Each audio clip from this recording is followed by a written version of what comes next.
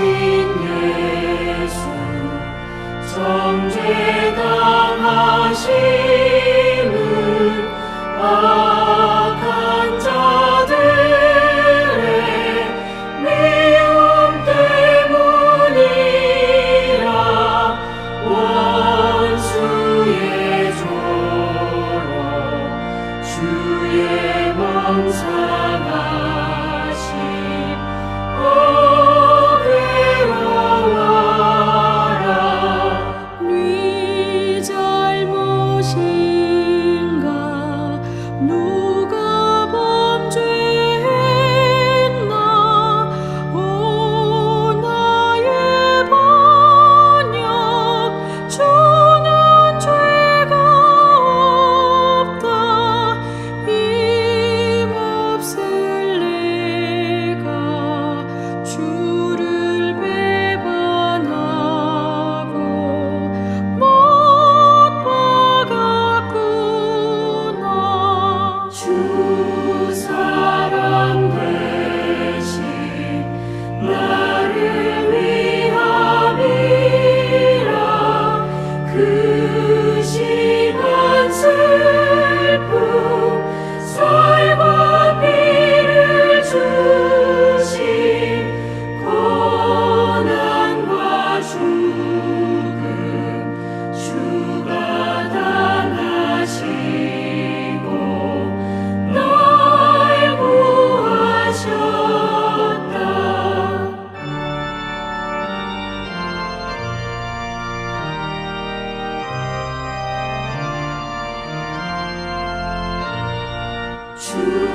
주님의 은혜 갚을 길이 없어 나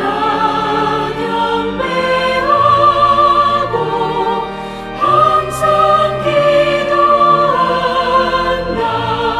주님의 자비 주의 크신 사랑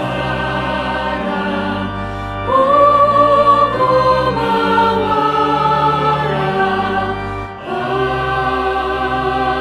아멘. 긍휼과 자비가 풍성하신 하나님 아버지, 이 새벽에도 하나님의 은혜를 간구하며 고난주간 특별 새벽 기도회로 아버지 앞에 나아가게 하시니 감사합니다.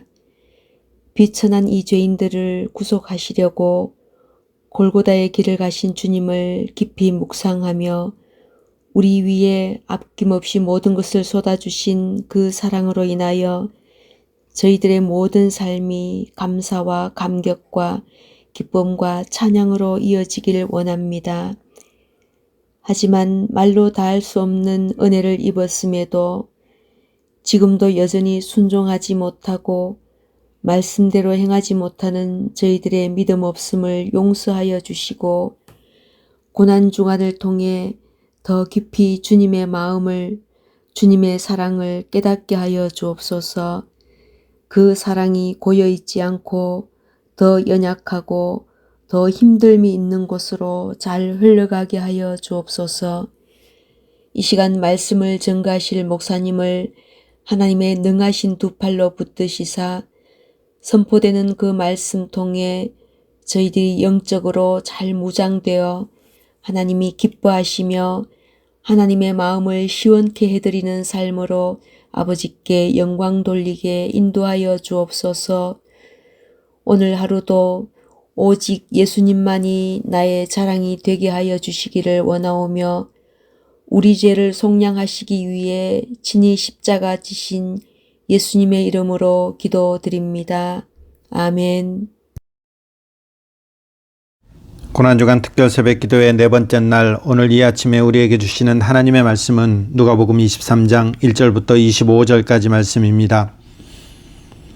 무리가 다 일어나 예수를 빌라도에게 끌고 가서 고발하여 이르되 우리가 이 사람을 보매 우리 백성을 미혹하고 가이사에게 세금 바치는 것을 금하며 자칭 왕 그리스도라 하더이다 하니 빌라도가 예수께 물어 이르되 내가 유대인의 왕이냐? 대답하여 이르시되 내 말이 옳도다. 빌라도가 대제사장들과 무리에게 이르되 내가 보니 이 사람에게 죄가 없도다 하니 무리가 더욱 강하게 말하되 그가 온 유대에서 가르치고 갈릴리에서부터 시작하여 여기까지 와서 백성을 소동하게 하나이다. 빌라도가 듣고 그가 갈릴리 사람이냐 물어 헤롯이 관할에 속한 줄을 알고 헤롯에게 보내니 그때에 헤롯이 예루살렘에 있더라. 헤롯이 예수를 보고 매우 기뻐하니 이는 그의 소문을 들었으므로 보고자 한지 오래였고 또한 무엇이나 이적 행하심을 볼까 말았던 연고로라. 여러 말로 물으나 아무 말도 대답하지 아니하시니 대제사장들과 서기관들이 서서 힘써 고발하더라. 헤롯이 그 군인들과 함께 예수를 업신여기며 희롱하고 빛난 옷을 입혀 빌라도에게 도로 보내니 헤롯과 빌라도가 전에는 원수였으나 당일에 서로 친구가 되니라. 빌라도가 대제사장들과 관리들과 백성을 불러 모으고 이르되 너희가 이 사람이 백성을 미혹하는 자라 하여 내게 끌고 왔도다. 보라, 내가 너희 앞에서 신문하였을 때 너희가 고발하는 일에 대하여 이 사람에게서 죄를 찾지 못하였고 헤롯이 또한 그렇게 하여 그를 우리에게 도로 보내었도다. 보라, 그가 행한 일에는 죽일 일이 없느니라. 그러므로 때려서 놓겠노라. 무리가 일제히 소리질러 이르되 이 사람을 없이하고 바라바를 우리에게 놓아주소서 하니 이 바라바는 성중에서 일어난 밀란과 살인으로 말미암아 옥에 갇힌 자로라. 빌라도는 예수를 놓고자 하여 다시 그들에게 말하되 그들은 소리질러 이르되 그를 십자가에 못 박게 하소서 십자가에 못 박게 하소서 하는지라. 빌라도가 세 번째 말하되 이 사람이 무슨 악한 일을 하였느냐. 나는 그에게서 죽일 죄를 찾지 못하였나니 때려서 놓으리라 하니 그들이 큰 소리로 재촉하여 십자가에 못 박기를 구하니 그들의 소리가 이긴지라. 이에 빌라도가 그들이 구하는 대로 하기를 언도하고 그들이 요구하는 자 곧 밀란과 살인으로 말미암아 옥에 갇힌 자를 놓아주고 예수는 넘겨주어 그들의 뜻대로 하게 하니라. 아멘. 지난밤에도 주 안에서 평안히 잘 주무셨습니까? 예수님께서 부인하는 베드로를 향해서 돌이켜 베드로를 보셨다, 이렇게 지난 시간에 말씀드렸습니다. 이 보신다라는 것은 유심히 살핀다라는 뜻입니다. 그 눈빛을 아마 베드로는 잊을 수가 없었을 것이고 이후에 베드로의 모든 사역 여정 가운데 아마 그 눈빛을 기억하면서 베드로는 하나님 앞에서 서 나가지 않았는가, 그렇게 생각되어집니다. 오늘 하루도 이 예수님의 눈빛을 우리도 기억하면서 실패하고 좌절하고 낭망 중에도 우리를 포기하지 아니하시고 건져내시고 함께하시고 손을 내미시는, 그리고 돌이켜 바라보시는 그 예수님을 기억하면서 오늘 하루도 승리하시는 그런 여러분들이 되시기를 소망합니다. 오늘 네 번째 날 하나님의 말씀은 누가복음 23장 1절부터 25절까지 말씀입니다. 누가복음은 24장까지 되어 있죠. 그리고 그 24장에는 예수님의 부활에 관한 내용입니다. 그리고 23장은 예수님의 죽으심과 관련된 내용입니다. 좀 길지만 이 23장만 잘 읽어 나가셔도 예수님에 대해서 여러 오해가 풀어질 것이고, 그리고 예수님에 대한 어떠한 은혜들이 이렇게 넘치리라고 생각되어집니다. 오늘은 1절부터 25절까지입니다. 본문은 예수님이 이제 헤롯과 빌라도에게 신문받는 그 장면으로 시작되고 있습니다. 무리가 다 일어나 예수를 빌라도에게 끌고 가서 고발했다. 제가 어저께 말씀하면서 헤롯에게 먼저 갔다 그랬는데 그것은 잘못 제가 말씀드린 것 같아요. 그러니까 사내들인 공회에서 신문 받으시고 거기서 네가 하나님의 아들이냐, 그러니까 여기서 거부했어야 되는데 소위 빼도 박도 못하는 그 증거가 되어버렸죠. 예수님께서 내가 하나님의 아들이다, 이런 부분으로 이제 말씀하니까 그 증언을 가지고 빌라도 앞에 선 것입니다. 그리고 이제 빌라도 앞에서 이 예수님을 고소하죠. 고소하는 내용이 뭔가요? 우리 백성을 미혹했다라는 것이고 가이사에게 세 바치는 것을 금하였다. 이것은 그렇지 않죠. 그렇지 않지만 뒤집어 씌우는 것입니다. 그리고 그리스도라 하는데 자칭 왕 그리스도라 하였다. 여러분, 이 세 가지 제목들은 아마 빌라도를 자극하기 위한 그 제목들입니다.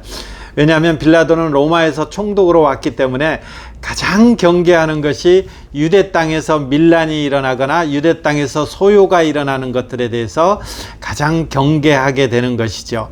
그러니까 유대 백성들이 이것을 알기 때문에 이 종교 지도자들이 이 빌라도 앞에 고소하는데 바로 이런 것들을 가지고 고소하는 것입니다. 그러니까 빌라도가 이제 예수를 신문하죠. 신문하는 내용이 뭡니까? 내가 유대인의 왕이냐? 이렇게 대답하니까 예수님이 내 말이 옳도다. 이렇게 되어 있습니다. 아마 누가복음에는 간단히 표현됐지만 다른 여러 것들을 질문했는가 봅니다. 그래서 질문했을 때 이 빌라도의 판정이 뭡니까? 4절에 보면 빌라도가 대제사장들과 무리에게 이르되 내가 보니 이 사람에게 죄가 없도다. 이 죄가 없도다 라는 말을 14절에도 그리고 22절에도 계속해서 반복합니다. 어쩌면 이 빌라도는 참 비겁한 어떤 재판관의 모습일 수도 있습니다. 이 죄가 없으면 방면해야 되는데 죄가 없음에도 불구하고 밀란이 일어나는, 그리고 유대인들의 소요를 걱정해서 지금 이렇게 굉장히 나약한 모습으로 재판하는 것입니다. 근데 마침 이 무리들이 더욱 강하게 밀어붙이니까 이 빌라도가 예수께 묻는 것입니다. 네가 갈릴리 사람이냐? 왜냐하면 무리들이 이 예수가 갈릴리에서부터 소동을 일으키면서 여기까지 왔습니다. 이렇게 되니까 네가 갈릴리 사람이냐? 묻는 것이죠. 그러니까 이제 이 예수가 갈릴리 사람인 줄을 알고 헤롯이 마침 갈릴리를 다스리는 분봉왕 헤롯, 분봉왕이라는 것은 조금 이렇게 비교가 될지 모르지만 지금의 도지사 같은 역할입니다. 유대의 전역을 다스리는 것이 아니라 그 갈릴리 지방을 다스리는 분봉왕 헤롯이 마침 명절 때문에 이렇게 그 예루살렘에 있는 것입니다. 그러니까 마침 그곳을 다스리는 이 헤롯이 그곳에 왔기 때문에 이 갈릴리가 예수를 헤롯에게 넘기는 것입니다. 그 헤롯 앞에서 신문받는 내용이 8절부터 12절까지 나오죠. 헤롯이 예수를 보고 심히 기뻐합니다. 소문으로 인해서, 그리고 이적을 볼까 해서. 어떤 소문인가요? 전에 세례 요한 죽일 때에 보면 이 예수를 다시 보고자 했던 그 마음들이 표현했었는데, 야, 이제 내가 이 예수를 보는구나, 이렇게 되는 것이죠. 그래가지고 이 예수님한테 여러 말로 물었지만 여기서 예수님은 아무 말도 하지 않습니다. 침묵하시는 것이죠. 이 침묵하는 내용이 지난번에도 나왔고 몇 번 반복합니다. 오늘 저와 여러분들이 한번 살펴볼 내용이, 나중에 교훈과 적용해서 우리가 한번 살펴볼 내용이 이 내용입니다. 왜 예수님은 침묵하시는가 라는 것이죠. 헤롯이 질문에 예수님이 대답하지 않자 헤롯이 군병들과 함께 업신여기죠. 희롱하죠. 그리고 빛난 옷을 입혀서 빌라도에게 도로 보내게 됩니다. 헤롯과 빌라도가 전에는 원수였으나 당일에 서로 친구가 되니라. 누가는 이것까지 기록하고 있죠. 참 사탄이 그 원수된 자들을 하나로 묶어서 지금 예수 그리스도를 공격하는 것입니다. 그러니까 빌라도 앞에서 이제 다시 재판을 열게 되는 것입니다. 빌라도가 하는 재판의 내용이 뭡니까? 내가 이 예수에 대해서 죽일 만한 죄를 찾지 못했으니까 때려서 놓으리라, 때려서 매질해서 풀어주겠다, 이렇게 제안하는 것입니다. 그러니까 무리가 요구를 하죠. 죄인인 바라바를 놓아들고 죄 없으신 예수님을 십자가에 못 박게 하소서, 십자가에 못 박게 하소서. 이 빌라도는 계속해서 나는 그 죽일 죄를 찾지 못하였다, 그래서 때려서 놓아주겠다, 이렇게 판결하지만 저희의 소리가 이긴지라, 성경은 이렇게 표현했죠. 그리고 예수를 넘겨 저희 뜻대로 하게 하니라. 정말 나쁜 재판관이죠. 사람들의 의견이나 사람들의 분위기에 따라서 재판을 하게 되는 것입니다. 이것은 우리 시대도 물론 많이 벌어지고 있는 하나의 현상이기도 하죠.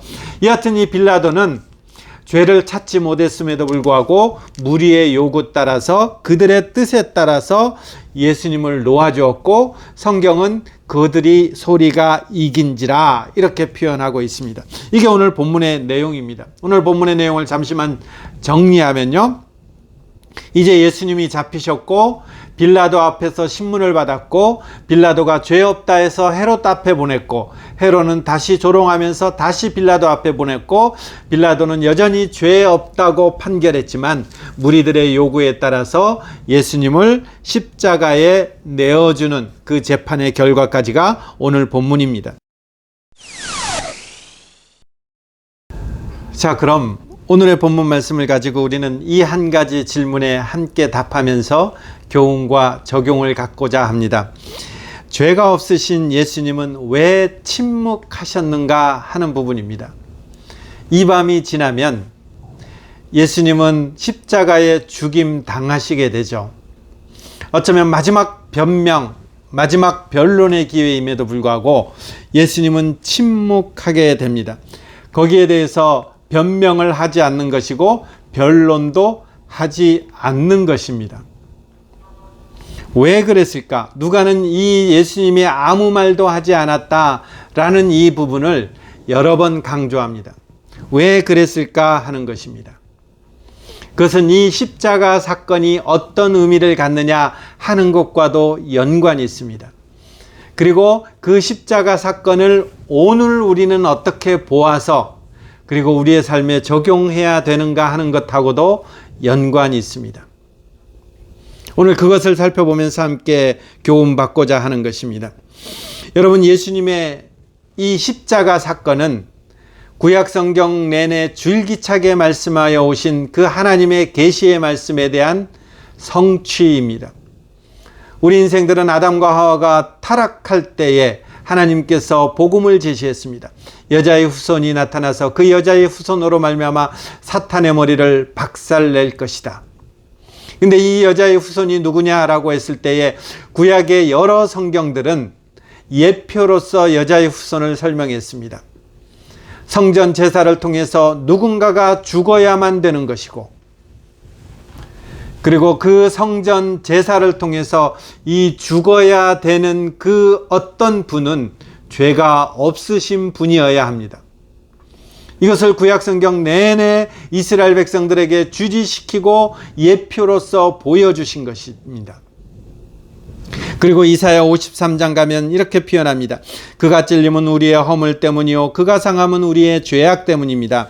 그가 징계를 받음으로 우리가 평화를 누리고 그가 채찍에 맞음으로 우리가 나음을 받았도다. 우리는 다 양 같아서 그릇 행하여 각기 제 길로 갔거늘 여호와께서는 우리 모두의 죄악을 그에게 담당시키셨도다.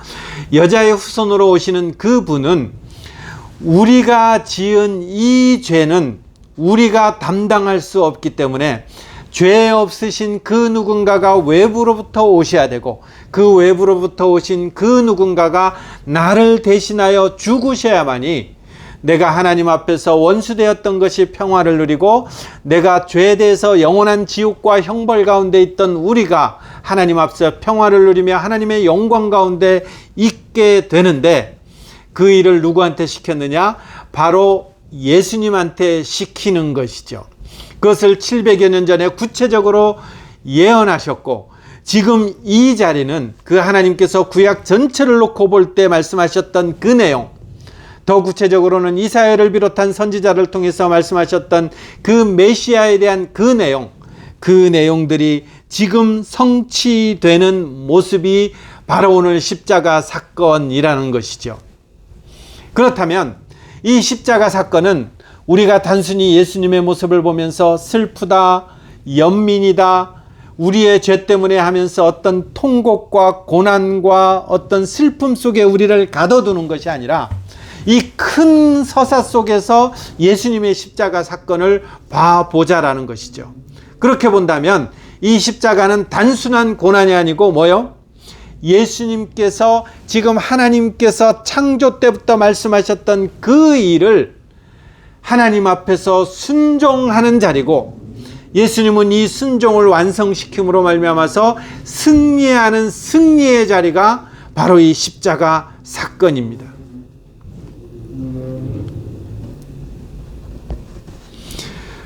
그러면 우리 역시도 마찬가지입니다. 이 십자가를 바라볼 때에 어설프게 예수님의 고난을 따라하면서 슬픔과 연민 속에 지내는 것이 아니라, 지난주에도 보니까 누군가가 십자가를 끌며 예수님의 고난을 재현하는 모습을 봤는데, 물론 어떤 의미 속에서 하나의 퍼포먼스는 있을 수 있습니다. 그러나 우리가 이 예수님의 십자가를 따라한다는 것은 이 고난을 따라하는 것이 아니죠. 왜죠? 이 예수님의 고난, 십자가의 고난은 예수님만 할 수 있는 것이고 우리는 그 근처에 흉내도 못하는 것입니다. 예수님만이 그 십자가 사건을 통해서 하나님 앞에 순종할 수 있는 것이고, 그 순종으로 말미암아 우리에게는 대속, 우리가 갖고 있는 죄의 빚을 예수님께서 짊어지시고 탕감시키는 그 일들은 예수님만 할 수 있는 것이고, 우리는 이 고난을 아무리 흉내낸다고 해도 예수님이 한 일을 우리는 할 수 없는 것입니다. 그러기에 우리가 이 예수님의 십자가를 따라하고 고난을 따라한다는 것은, 우리가 일부러 고난을 만들어서 십자가를 끌고, 아니면 내가 금식하며 철화하면서 고난 가운데 나를 막 몰아넣고 이런 것이 아니라, 바로 이 십자가를 통해서 이루신 이 일들이 우리의 삶에 드러내도록 하는 것, 이게 예수님의 십자가를 우리가 본받는 적용점이 되는 것입니다. 예수님은 이 일을 위해서 침묵하셨고, 이제 그 침묵하심으로 이루어내는 그 십자가 사건을 우리는 이제 우리의 삶에 적용하는 것이죠. 그러면 어떻게 적용합니까? 여기에 바울 사도가 우리에게 알려준 이 말씀이 이 십자가 사건을 잘 이해하는 그 한 사건이 될 것입니다. 고린도후서 12장 7절부터 보시면요, 여러 계시를 받은 것이 지극히 크므로 너무 자만하지 않게 하시려고 내 육체에 가시고 사탄의 사자를 주셨습니다. 이렇게 돼 있죠. 그리고 이 육체의 가시를 위해서 바울은 어떻게 했나요? 정말 열심히 기도했습니다. 이것이 내게서 떠나가게 하기 위해서 내가 3번 죽게 간구하였다. 3번 간구했다라는 것은 정말 여러 번 간구했다라는 것입니다. 한 번 간구하는 것이 내가 이렇게 한 번 기도하는 것을 말하는 것이 아니라, 정말 지독스럽게 작정하고 기도한 것이 1번, 2번, 3번 이렇게 된다라는 것입니다. 결론은 뭔가요? 하나님께서 이렇게 답해버렸다라는 것입니다. 이 바울 같은 사람이 하나님 앞에 이 정도 간구했으면 하나님이 응답해 주셔야 되는데, 하나님 앞에 됐다 이렇게 되는 거죠. 내 은혜가 내게 족하다, 너에게 줄 것은 이미 다 주었다, 이렇게 답해버리는 것입니다. 이 얼마나 억울하고 분통 터지는 일입니까? 하나님의 사도로서 하나님의 복음을 정말 왕성하게 하고 그 정도 하나님의 사역을 했으면 이 바울의 기도를 들어주셔야 되는데, 역설적으로 표현한다면 이 바울이 기도하는 내용은 바울 혼자 잘 먹고 잘 살기 위한 것이 아니라 하나님 말씀 잘 전하게 하기 위해서 이 육체의 가시를 없애달라고 기도하는 건데, 하나님께서 뭐라고 답했다고요? 됐다, 내 은혜가 내게 족하다, 니한테 줄 것 다 줬다, 이렇게 답변해 버리는 것입니다. 여러분, 이러는 것입니다. 너 예수 믿는데 왜 그 꼴이냐? 사실 우리는 많이 듣는 말들인 것입니다. 아들까지 주셨으면서 하나님 내게 요거 하나 못 줍니까? 아들까지 주셨는데 내 자식 문제 하나 해결해 주지 못합니까? 아들까지 주셨는데 내 건강 하나 해결해 주지 못합니까? 아들까지 주셨는데 내 이 꼬이고 꼬인 이 물질적인 문제 요거 하나 해결해 주지 못합니까? 왜 나를 이렇게 곤경에 처합니까? 여러분, 이렇게 나가기 시작하면 우리 신앙생활은 불만밖에 없다라는 거예요. 우리에게 감사가 사라지고, 내가 이만큼 하나님 앞에 했으니 하나님 이만큼 주십시오, 우리는 이런 신앙생활 한다라는 거예요. 이거는 다른 종교하고 또 마찬가지 되는 것입니다. 기독교 신앙을 땅에 떨어뜨리는 것입니다. 우리의 종교는 그렇지 않다라는 것이죠. 누구를 통해서 알 수 있나요? 바울을 통해서 알 수 있는 거예요. 내 은혜가 내게 족하다. 근데 이런 것들을 통해서 바울이 깨달은 거 보세요. 이런 내 능력이 약한 데서 온전해집니다. 그러므로 도리어 크게 기뻐합니다. 이 약한 데서 온전해지는 것을 바울은 깨달았기 때문에 하나님 앞에서 크게 기뻐하는 것입니다. 그러므로 내가 그리스도를 위하여 약한 것들, 능욕, 궁핍, 박해, 곤고를 기뻐하노니 이는 내가 약한 그때의 강함이라. 여러분, 예수님의 고난을 생각한다라는 것은 이런 것입니다. 예수님께서 걸으신 그 길이 있습니다. 그것은 예수님께서 하나님 앞에서 순종해내신 그 십자가 사건입니다. 그리고 그 순종은 승리의 사건인 것입니다. 하나님의 방법으로 우리를 구원하시기 위해서 예수님을 죽이신 것입니다. 그리고 그 십자가로 말미암아 구원받은 자들의 어떤 존재인가, 이것으로 말미암아 구원받은 자들이 어떤 존재인가, 어떤 인생을 살아가는 것인가, 그들의 삶의 인생들은 어떤 면면이 펼쳐지는가, 이것을 우리가 이 십자가 사건을 통해서 깨달으라는 것입니다. 바울을 보면 어떤 면입니까? 나의 약함 가지고 하나님 앞에 요구하는 것이 아니라 이미 우리에게는 하나님께서 말씀하셨던 어떤 신적인 능력, 신적인 권한, 신적인 영광, 신적인 기쁨, 그것들이 우리에게 십자가로 말미암아 주어졌다라는 거죠. 무엇을 통해서요? 예수님이 십자가 순종으로 말미암아 주어진 것입니다.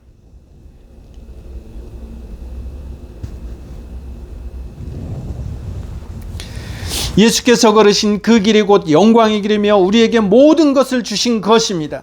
그리고 복된 길입니다. 그것을 우리는 받았습니다.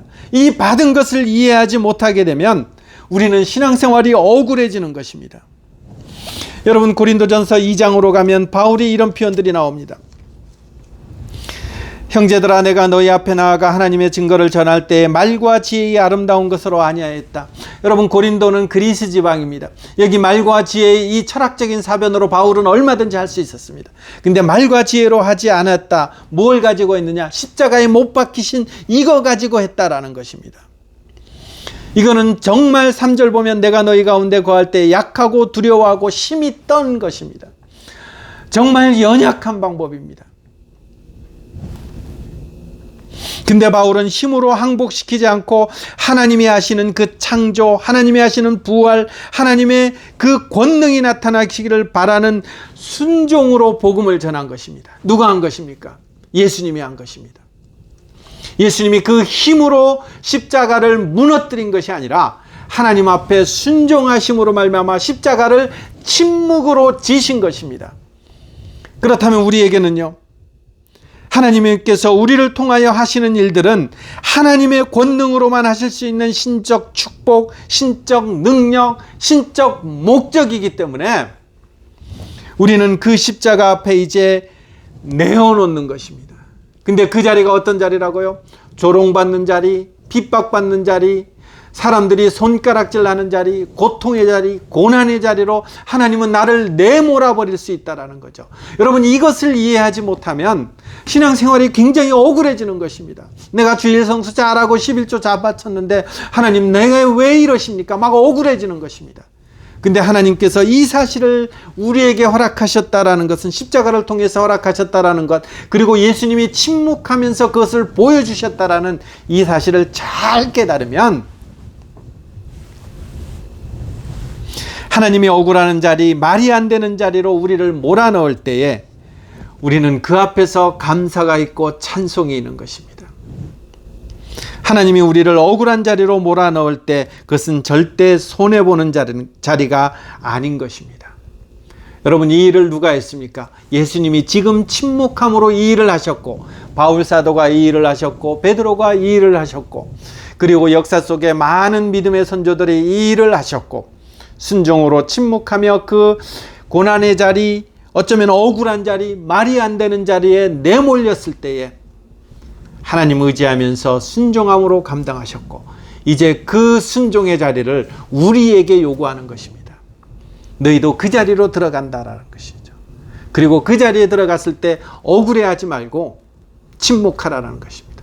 하나님의 말씀 앞에 순종하면서 그 십자가의 능력이 나타나도록 하나님 말씀 앞에 순종하면서, 왜냐하면 그것이 하나님의 축복이고 하나님의 능력이고 하나님의 목적이기 때문입니다.